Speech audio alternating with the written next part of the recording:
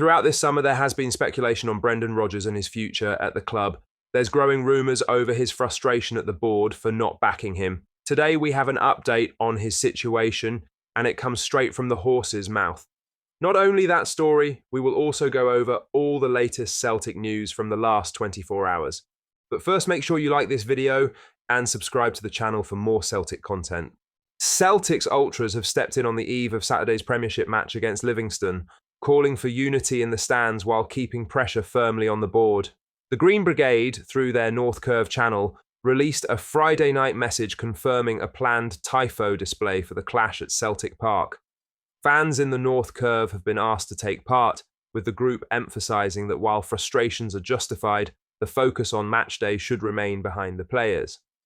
While there is justifiable frustration across the support, we ask fans in the North Curve for their usual participation to help back the team both visually and vocally, and direct any frustration at the board, the message read. It comes in the wake of Wednesday night's Champions League playoff stalemate against Kairat Almaty, when loud chants of "sack the board" rang around Celtic Park.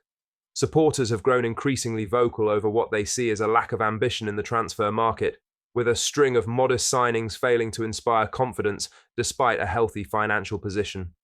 Back the team both visually and vocally, the Green Brigade's statement reflects the growing divide between Celtic's hierarchy and its support.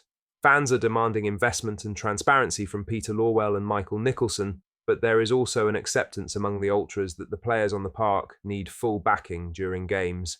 Saturday's fixture against Livingston offers a chance for Brendan Rodgers' side to shift the focus back onto results after a turbulent week.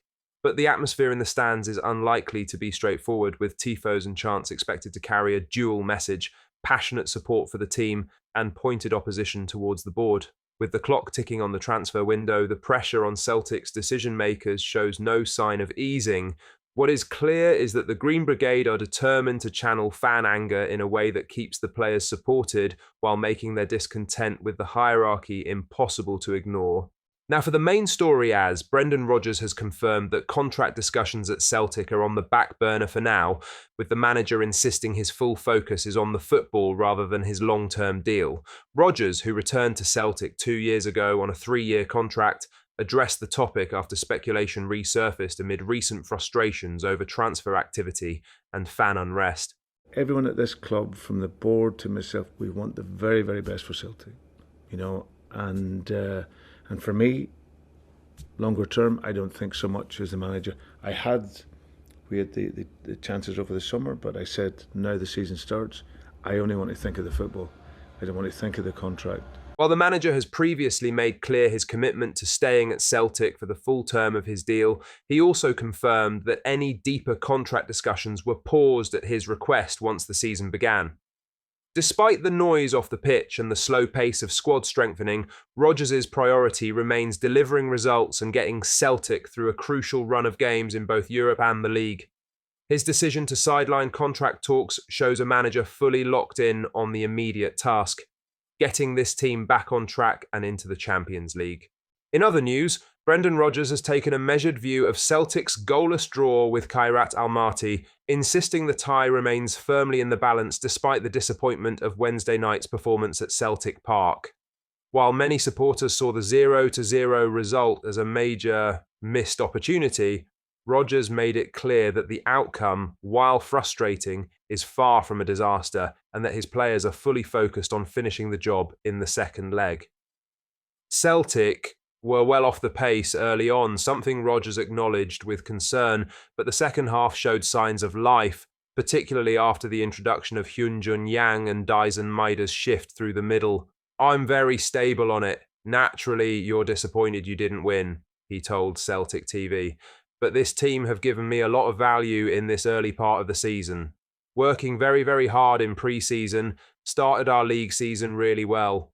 We didn't start well in the first half, which I've said all along, the first 5 minutes of games is really important. And for some reason, we were a bit lethargic and lacked energy and lacked speed and tempo.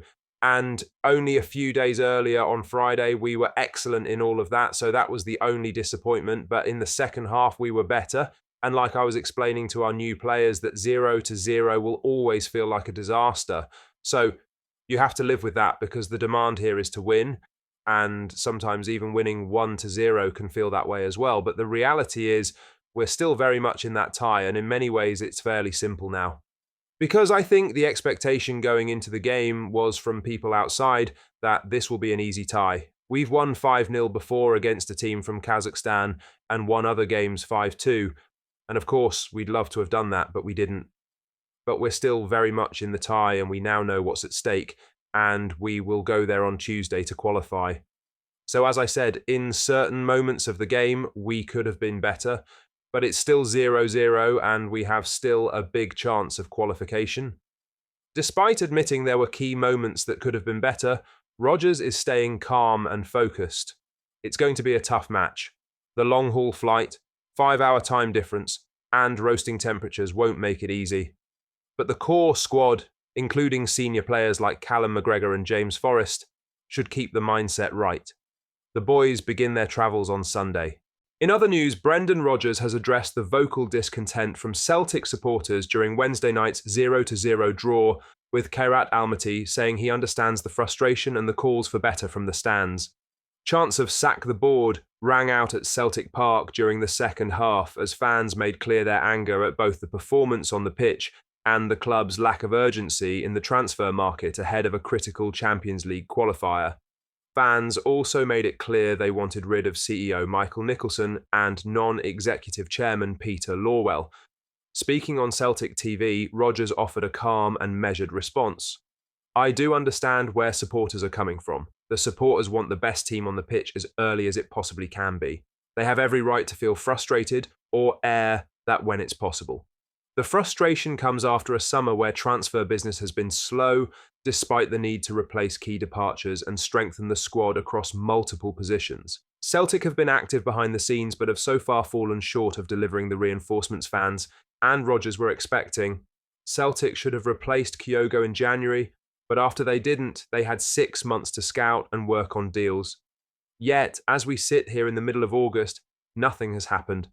The talk earlier this year was that Kuhn was also eyeing a move, and with no replacement for him yet either, Celtic are in a situation with just 3 senior wingers to cover both wings. What do you think of what we discussed in today's video? Let us know down in the comment section below. Make sure you've liked this video and subscribe to the channel for more Celtic content. Thank you, take care, goodbye.